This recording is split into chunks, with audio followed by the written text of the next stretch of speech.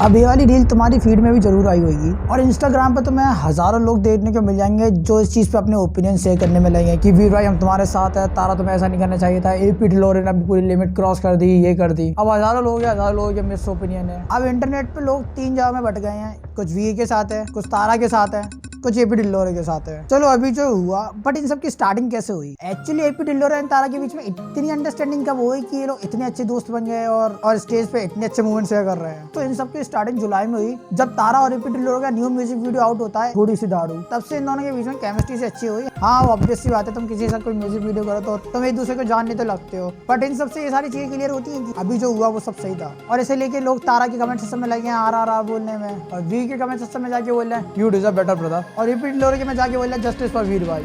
हाँ, तुम्हारे जस्टिस की तो जरूरत है बने। ये बात तुम एक कमेंट पढ़ो, ये सब तो ठीक है कि हाँ लोग लगे अपनी फ्रस्ट्रेशन निकालने में। एक बंदे ने आके तो अपनी पूरी एडवाइस ही डाली कि हाँ वीर भाई को इसी की एडवाइस की जरूरत है। ये बंदा सीधे सीधे वीर भाई से बोला कि अभी भी टाइम है, उस लड़की को छोड़ दो भाई, वो तेरे लिए अच्छी नहीं है। तो अगर वो तुम्हारे सामने इतने सब कुछ कह सकती है, पीठ पीछे क्या कुछ नहीं कह सकती। और ये सब तो ठीक है, ये बंदा सीधे सीधे वीर को एडवाइस दे रहा है, brother you focus on making yourself better and successful. वो बंदा पहले से बहुत सक्सेसफुल है, ये बंदा उसे एडवाइस दे रहा है। सो भाई बड़े तगड़े लोग हैं, पूरा सपोर्ट दे रहे हैं कि हाँ वीर भाई तुम तो छोड़ दो उसे और तुम अपने करियर पर ध्यान दो। भाई तुम्हारा खुद का करियर अच्छा है जो तुम उस बंदे की एडवाइस दे रहे हो। तो अभी क्या हुआ, ये कॉन्सर्ट हुआ, इससे 15 दिन पहले एक और कॉन्सर्ट हुआ था जो कि पुणे में था। जैसे ही गाना स्टार्ट हुआ, एपी एंड तारा स्टेज पे आता है और अपनी परफॉर्मेंस स्टार्ट करते हैं और वहां से वो निकल जाते हैं। और फिर वही सिमिलर परफॉर्मेंस ये अभी हाल ही में हुई थी और जो भी क्लिप वायरल हो रही है वो इस कॉन्सर्ट की वायरल हो रही है। और तुम क्लियरली देखोगे ना तो सेम स्टेप रिपीट हो रहे हैं दोनों कॉन्सर्ट में कि जैसे गाना शुरू होता है ताजा क्रेजी स्टेज पे एंट्री लेती है कि हाँ ये बंदी आई तो है कुछ शाम दिखाने अपने यहाँ पे। फिर एज यूजुअल जो देख के लग रहा है कि हाँ ये इनके परफॉर्मेंस के पार्ट है।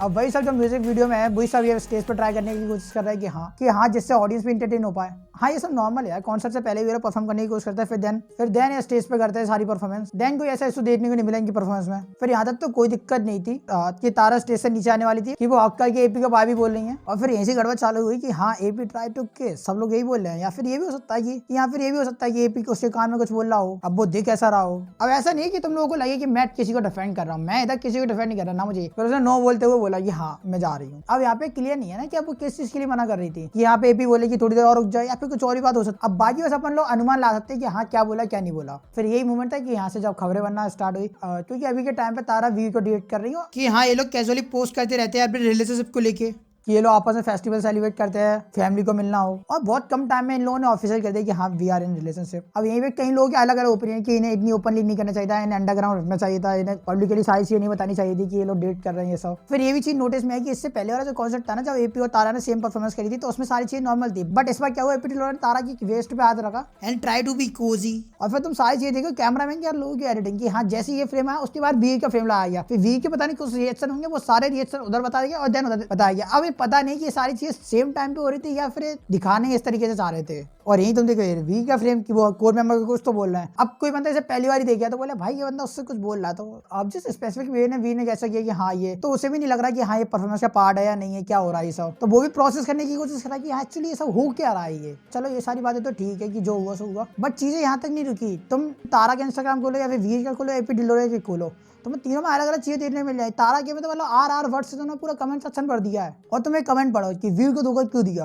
और ये बंदा बोल क्या रहा है कि अभी तक मेरी बारी ऑडियंस नहीं आई, तब तक शांत रहता हूँ। भाई तू कर क्या लेगा, तुम बस कमेंट सेक्शन देखो, सेट फॉर वीर भाई, रेड फ्लैग। और एक लड़की ने तो सीधा सीधा इसके पास में सवाल उठा दिया कि हाँ इसके एक्स ने इसे इसलिए छोड़ा है।